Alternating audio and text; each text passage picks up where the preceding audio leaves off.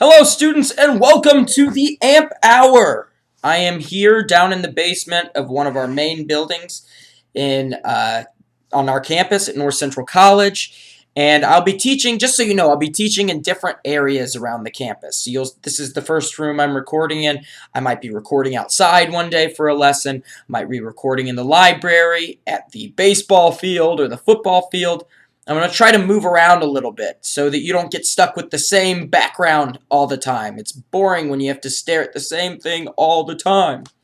So, let's get started with today's AMP Hour lesson. And you're wondering, Phil, what is today's AMP Hour lesson? That is a good question. Well, I think that it is appropriate, that it is important that I teach my first AMP Hour lesson on the TOEFL exam, talking about the TOEFL exam, because some people don't know what to expect on the TOEFL. A lot of people will be YouTube searching, YouTubing as a lot of people say, but searching what the TOEFL exam is. A lot of young students.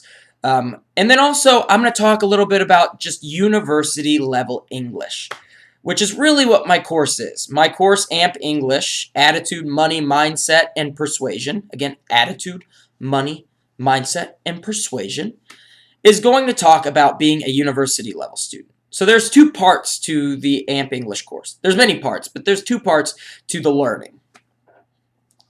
There is the English learning, which is what you're buying the course for. You want to learn new English. You want to make your English better. If you've taken effortless English or power English, and you say, hey, I've done great so far. My English is pretty good. And you're thinking to yourself, how can I make my English better? Well, AMP English is the right course for you, because AMP English is going to take you from here, where you've kind of hit a wall, where you've learned this much English and you can't go beyond this. And it's going to take you and put you up here. It's going to make you sound more intelligent. Your vocabulary is going to expand. It's going to grow. And your writing skills are going to become much better. There is a writing part to this course. A lot of people have been asking, I need writing practice. How can I get writing practice? Well, AJ and I got together, AJ Hogue of Effortless English. Check out AJ if you don't know AJ. AJ Hogue is my cousin and also a great English teacher. He's who I learned from. He and I worked on making a writing part to this course, and then also there will be reading assignments, which you will go and read, which is great because you can time your reading. What I mean by this, and I'll talk about it a little bit later, with the TOEFL exam is that you have certain amounts of time to get parts of the test done. And if you're reading too slow, you could use up all your time, which is very negative. So with the TOEFL exam and this new AMP English course, in the assignments, the reading assignments, you can start timing yourself, practicing timing yourself on how quickly you can read. And the more you read, the faster you read. Remember this, the more you read, the faster you read. So there's the English learning part of the course, and the part that will make you speak like a university level student, talk like a university level student, read like a university level student, write like a university level student. But then there's the second part, which is the attitude, money, mindset, and persuasion.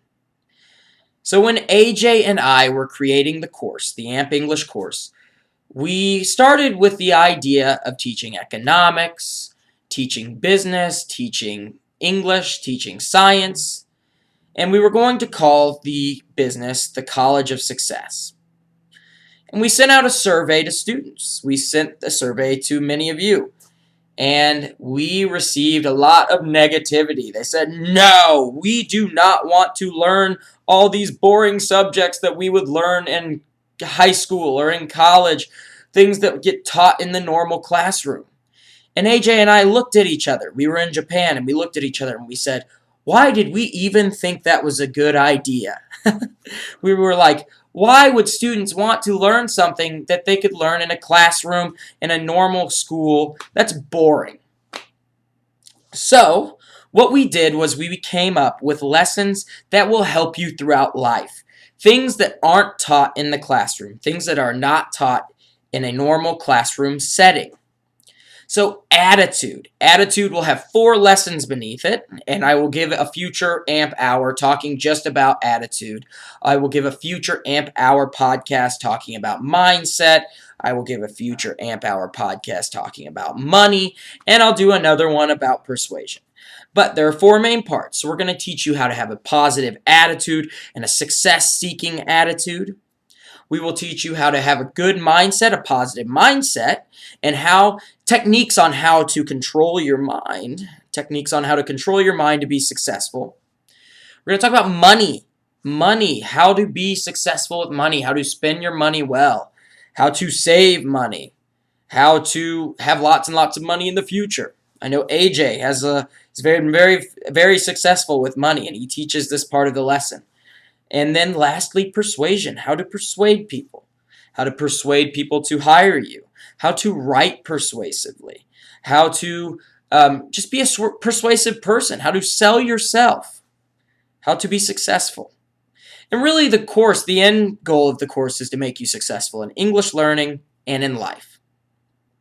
So there's my quick explanation for the AMP English course for those of you that have not taken it yet, or that have not purchased it or are not interested in it yet. The course is available, actually going to be available very soon. It was going to be available in January, but we had a lot of technical issues that we had to work out. We had to find a new web designer, all these different things. It's a lot of work that goes into making a business, but when it is ready, it will be ready and ready to go. It should be ready in the next week for students that have been watching out for it. The course is already ready to be uploaded to the it's already uploaded to the website. The website's just got the copy, which is all the words going in place, and all the buttons where you can pay for the course. So let's go ahead and get started with our AMP Hour segment today. So the TOEFL. Every student who is a foreign student who wants to learn in the United States, go to college in the United States, is scared of this phrase, TOEFL. T-O-E-F-L. TOEFL. And why is that? I will be honest with you why that is such a scary phrase. Because it's a hard test. The test is not easy. I bet that if you had some native speaking English speakers, or native English speakers, take that test from the United States, some might not do well. I've done lots of research on the TOEFL exam, and it's hard. The vocabulary that I teach on a daily basis on Periscope is not easy vocabulary. Some of the words, I will admit, I had to look up because I was like, what does this mean? Have you ever used this word before? But the great part is that when you challenge yourself to pass the TOEFL exam, and you challenge yourself to grow your vocabulary, that you're going to be better than other people when it comes to your English speaking skills. You're going to surpass other people. You're going to go farther than other people. So don't let it scare you. Just see it as an exciting challenge. See the TOEFL as an exciting challenge. Because I'm excited for you. I can't wait for you to take the AMP English course. I can't wait for you to watch these lessons and really just prepare yourself to be incredibly successful when you go to take the TOEFL, when you go to university, and when you just succeed in life. So let's talk about the TOEFL. Let's get really down into it. I've got my notes. I always talk about my handy-dandy black notebook. I have this for every lesson. So put that back. I've got it. I'm kind of watching it. If you ever see me look to the side, I'm looking at my notes. So, 2,400 American colleges take the TOEFL. They have the TOEFL available. And they require the TOEFL exam as well. 2,400 universities in the United States require the TOEFL exam. And it's administered in 180 countries. That's crazy. So 2,400 American universities. That number may be higher now, but 2,400 American universities require the TOEFL exam, and then 180 countries administer it. It's usually given on a Friday or a Saturday, and it's held 12 times in the year. Most of the time, it's 12 times in the year, so once a month. So this gives you time to prepare. The nice part is that you have a lot of time to prepare, so don't Don't get too worried. Stress can really affect you when you're getting ready for the TOEFL exam. So let's talk about the sections. There's 3 sections on the TOEFL exam. Now, I'll ask you, to the people that are familiar, what are the 3 sections of the TOEFL exam? Well, one is listening comprehension. Good. Listening comprehension. So how well you can listen to what is being said, and then answer questions based on the listening portion. Then there's structure and written expression. There's structure and written expression. And the last part is reading comprehension. Reading comprehension. And I think the part that really gets students is reading comprehension. That's really the part that people are nervous about, that students get nervous about. Now, why is that? Why is reading comprehension the scariest of the 3 sections? Well, I'll tell you why it's the scariest of the 3 sections. The reason is that some students just are nervous when it comes to reading. I talked about this earlier. Reading is scary. You're scared that you're not reading fast enough because you're being timed. They're keeping track of how fast you can read, so you're being timed, and you're very nervous that, oh, I'm not reading fast enough. Oh my gosh, I forgot all the part. Or I'm guilty of this, or you read the entire article, you read the entire part of that test, and you have no clue what you read because you were distracted, you weren't paying attention. So I'm going to give you some techniques on how to kind of be successful in this part that are going to come a little bit later in this AMP Hour segment. So let's go into how long each part takes. So listening comprehension, 35 minutes. It's going to be 35 minutes long, and you have 50 questions. Then for the structure and written expression, you have 25 minutes, and you have 40 questions. Lastly, for reading comprehension, you have 55 minutes and 50 questions. That's a lot of questions in a little amount of time. I will admit this. Isn't that a lot? That seems like a ton of questions in a very little bit of time. Now don't stress out. Don't freak out that I'm saying that. Why I say that is because I'm going to teach you how to make that seem like you have all the time in the world. I'm going to try to make it so that you're finishing every part on time, so that you are feeling very confident in yourself, and so that you don't get sweaty and nervous and scared like a lot of people do, like a lot of students do. And there's some techniques that I can teach you for this. I use them on my exams that I take in my university, and a lot of other people use this as well. It's pretty well known amongst the academic community, some of these techniques. But a lot of students don't know these things. A lot of students think to themselves, oh, I don't know what to do. Do I take all the time on this one question? So let's say you're taking the test and you've finished question 1 through 9, you get to question 10, and you don't know the answer. Well, many students make the mistake of just staying on that question. They stay there on question 10, and they just get nervous, and they spend 20 minutes trying to answer that question.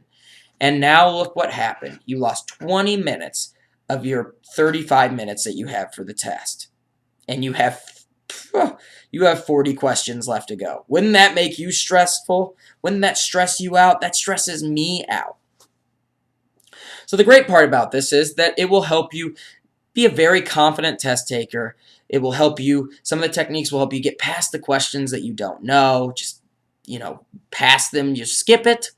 And I'll talk about this in a little bit as well, but I'm just kind of giving some examples. So let's go over what we've gone over so far. The TOEFL exam. How many schools administer the TOEFL exam? How many schools take the TOEFL exam, require the TOEFL exam in the United States? 2,400 and up. Good. 2,400 schools and up. So even above 2,400 schools take the TOEFL exam or require the TOEFL exam. So how many countries did I say require or administer, how many countries administer the TOEFL exam? 180 countries. Now, it might be a little higher now, but around 180 countries administer the TOEFL exam. It's usually once a month. You can usually take the TOEFL exam once a month, and it's usually on a Friday or Saturday. So there's a little bit of information, some facts about the TOEFL exam that you might not have known. So there are 3 parts to the TOEFL exam. What are the 3 parts to the TOEFL exam? Number 1, I'll give you a hint, starts with an L. Listening comprehension. Good. Listening comprehension. Number 2, structure and written expression. Good. Now, if you didn't get that, it's kind of a long sentence. So, structure and written expression. And number 3, reading comprehension. Now, which one is the scariest? Which one's the most intimidating? Which one makes students the most nervous when they hear it?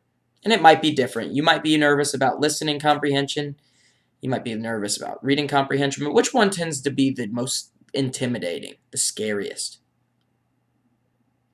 Reading comprehension. Reading comprehension tends to be the scariest, the most intimidating of the test. So, there's 35 minutes to answer 50, sorry, not 15, I wish, but 50 questions. There's 35 minutes to answer 50 questions on the listening portion. Then, for the structure and written expression, there is 25 minutes for 40 questions.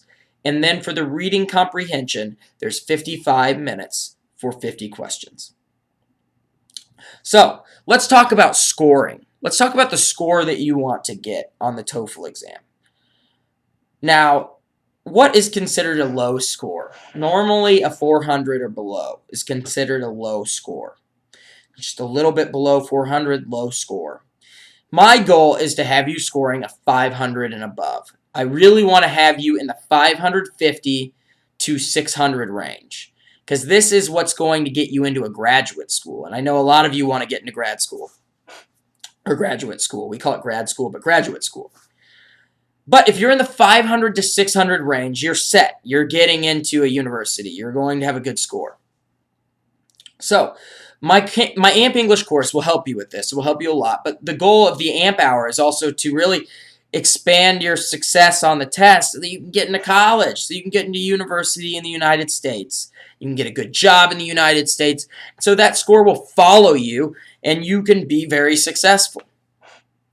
So let's talk next. The second part of this AMP Hour is problems. Problems. We all have problems, things that stress us out, things that cause us issues. Well, what are the main problems when you take the TOEFL exam, when a lot of students take the TOEFL exam? Got them written down right here, and I'm going to tell you about them. Well, a couple that I picked that are really the biggest issues are 1, time management. Students stink. They stink at time management. They're very bad at managing their time, especially during tests. When you are a novice, when you are new to taking exams, you take way too much time answering questions. You take your sweet time answering questions. When you say you take your sweet time, you just take all the time in the world. You're just wasting time on one question. I might spend 10 minutes. This wastes all the time that you have on the test. So you want to learn how to manage this time. So remember, time management's a big issue for people when they take the TOEFL exam. They waste all their time, so they have to leave questions open. This makes me nervous. This makes me sweat. Number 2, missing key words. Missing key words. Think about that. Well, I will tell you this. Even American students do this all the time. What I mean by missing keywords, and I have an example of this, is not seeing the word not in a question.